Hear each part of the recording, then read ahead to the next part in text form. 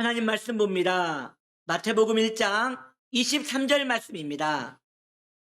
앞에 있는 PPT를 보시고 함께 우리 읽도록 하겠습니다. 봉독합니다. 보라, 처녀가 잉태하여 아들을 낳을 것이요 그의 이름은 임마누엘이라 하리라 하셨으니 이를 번역한즉 하나님이 우리와 함께 계시다 함이라. 아멘. 오늘 말씀의 제목입니다. 참신과 참사람. 시작. 네, 오늘 말씀의 제목입니다. 참신과 참사람입니다. 어제 우리는 성탄에 대한 감사 축하 예배를 드렸습니다. 오늘은 성탄주일 예배로 하나님께 영광을 돌립니다.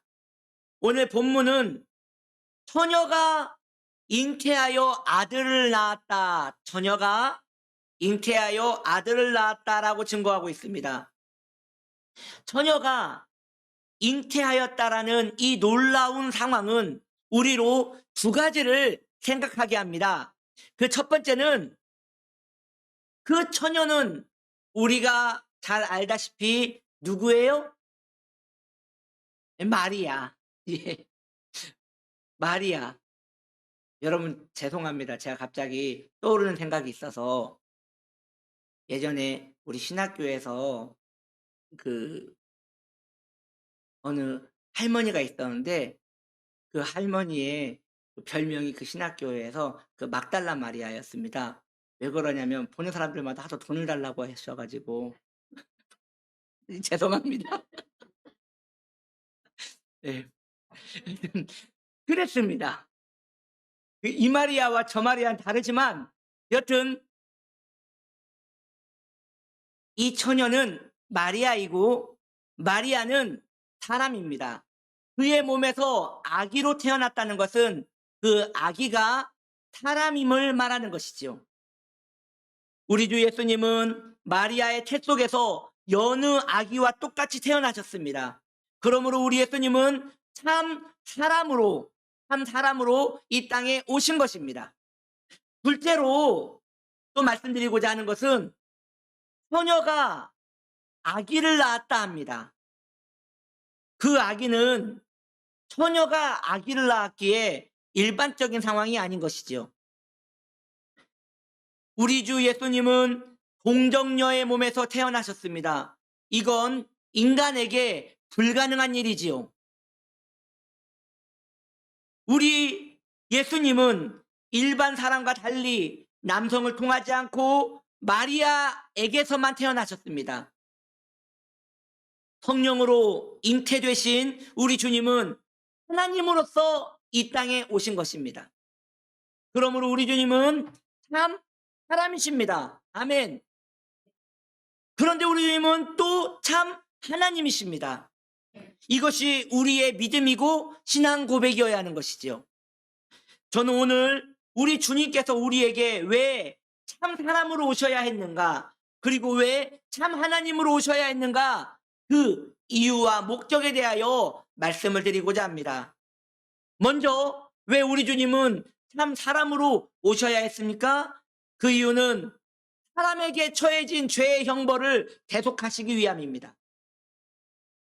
죄의 정가는 아담 이후로 인류에게 계속 유전되었습니다.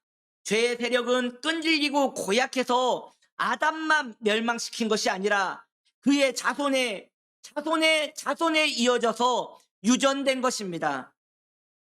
죄가 유전된다는 것은 죄의 효력도 유전된다는 것을 의미합니다. 죄의 효과는 사망입니다. 그래서 아담의 모든 후손들은 결국 죄로 말미암아 사망에 거하게 되는 것이지요.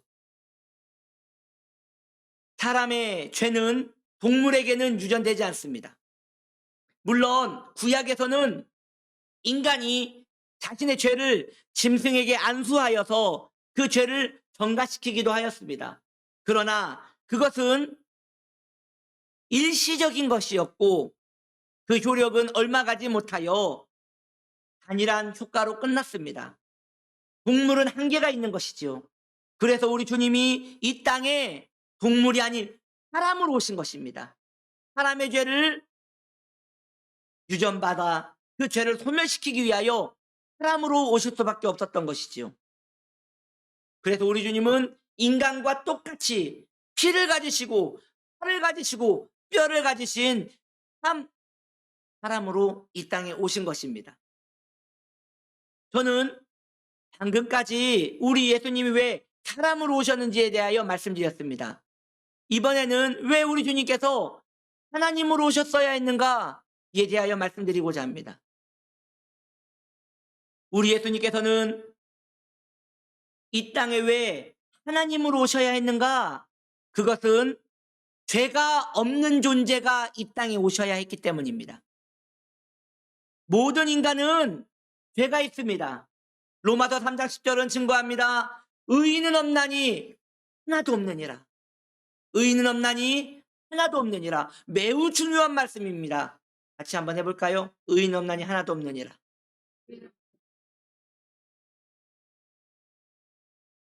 맹인이, 눈이 보이지 않는 맹인이 맹인을 인도할 수 없듯이 사람은 다른 사람의 죄를 책임질 수 없습니다. 다른 일을 위하여 내가 대신 형벌을 받기를 원한다면 나는 죄가 없어야 합니다. 우리 예수님은 자신에게 죄가 없이 되기 위하여 이 땅에 하나님으로 오셨습니다. 우리 예수님은 하나님이 인간이 되셨기에 죄가 없는 것이지요. 어떤 이는 예수님을 반인 반신이라고 말하기도 합니다. 이것은 오해입니다. 예수님은 100% 온전한 사람입니다. 그런데 우리 주님은 100% 온전한 하나님이십니다. 반절짜리 신, 반절짜리 사람이 아닌 것이에요. 이것을 우리는 이해를 할 수가 없지요. 그렇습니다. 이것은 이해를 뛰어넘는 신비이고 신앙의 영역이며 믿음의 방법인 것입니다. 그러므로 우리 주 예수님께서는 참 하나님으로 이 땅에 오신 이유도, 우리 주님께서는 참 인간으로 이 땅에 오신 이유도 모두 한 가지 결론에 집약되는데 그것이 무엇이냐? 바로 인간의 죄의 문제 때문이라는 것이죠.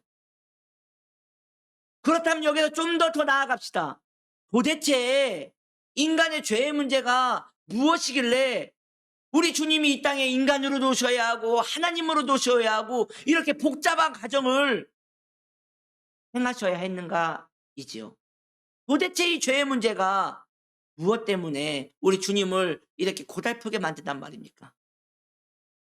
그 이유를 더 나아가 말씀드리고자 합니다. 우리 주님께서 인간의 죄의 문제를 해결하고 싶은 그 이유는 바로 주님께서 우리와 함께 있고 싶으시기 때문입니다. 아멘입니까? 주님께서 우리와 함께 있고 싶으셔서 인간으로 하나님으로 오시어 죄의 문제를 해결하고자 하는 것이지요. 하나님은 죄를 미워하십니다. 죄의 문제가 해결되기 전에는 우리와 함께 있으실 수 없습니다. 그 이유 때문에 우리 주님께서는 우리의 죄를 대속하시고 우리와 함께 살기를 소망하시는 것이지요. 한 예를 들기를 원합니다. 어느 남자가 몸을 파는 여인, 포주에게 붙들려 있는 여인을 사랑하게 되었습니다. 이 여인과 함께 살고 싶지만 그러기 위해서는 막대한 금액을 그 포주에게 지불을 해야 합니다. 이 남자는 이 여인을 사랑했기에 기꺼이 전 재산을 그 포주에게 지불하고 이 여인을 데려와 살게 되었습니다. 우리 주님도 이와 마찬가지입니다. 이 예와 마찬가지로 죄에게 값을 지불하지 않으면 우리 주님은 우리를 빼내올 수 없는 것입니다. 우리와 함께 살고 싶으셔서 기꺼이 주님의 생명을 지불하시고 그 사망의 값을 지불하시고 우리와 함께 살기로 우리를 데리고 오신 것이지요. 이것이 바로 우리의 구원인 것입니다. 그래서 우리 주님이 우리와 함께 살고자 하는 그 마음, 그것을 성경은 임마누엘이라고 하는 것이지요. 임마누엘 뜻이 무엇입니까? 임, 함께, 마누, 우리, 엘, 하나님. 이것을 합치면 어떻게 되나요? 예, 하나님이 우리와 함께 신다입니다. 성령으로 말미암아 모든 성도는 이제 주님과 함께 할 수 있게 됩니다. 여러분, 잠시 주의를 환기하셔서 우리가 구약으로 잠깐 돌아갈까요? 구약에서도 임마누엘의 사건이 있습니다. 그것을 성경은 무엇이라 말하느냐? 임재라고 합니다. 임재. 임재범이 아니라 임재. 제가 왜 그럴까요? 죄송합니다. 임재입니다. 그런데 구약의 임재는 누구나 경험할 수 있는 것이 아니라 특정 인물에게만 일어난 일이었어요. 대부분 사사들이나 혹은 선지자들에게나 일어나는 특별한 일이었지요. 그런데 그것마저도 하나님께서 그 사사에게 수행할 임무를 주시면 그때만 잠시 임재가 있다가 그 일이 끝나면 그 임재가 사라져버리는 것이에요. 즉 간헐적인 임재였지요. 간헐적인 임마누엘이었어요. 그러나 저와 여러분에게 일어난 이 성탄의 사건은, 이 임마누엘의 사건은, 여러분 놀라지 마십시오. 주님이 이제 안 떠나십니다. 우리와 상관없이 안 떠나십니다. 내 상태와 상관없이, 주님의 일이 되어지든 안 되어지든 어떠한 상황과 상관없이 주님이 이제 우리를 떠나시지 않습니다. 놀라셨죠? 저는 안 놀라는 여러분들이 더 놀랐습니다. 이건 굉장히 쇼킹한 이슈이고 우리에게 놀라운 소식인 거예요. 어쩜 주님이 나를 떠나지 않으신단 말입니까?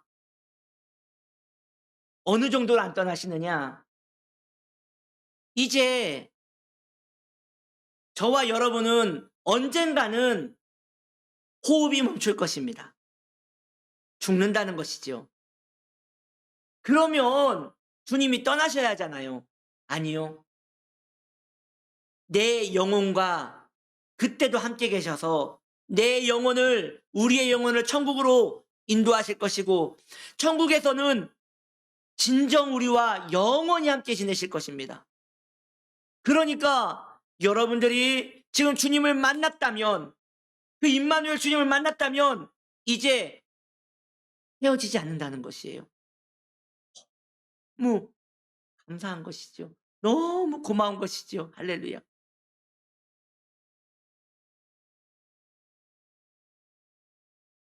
이 성탄주일은 우리가 기억해야 하는 것은 주님이 나를 떠나시지 않기 위하여 나와 계속 함께 지내고 싶으셔서 이 사건을 일으키셨다는 것입니다.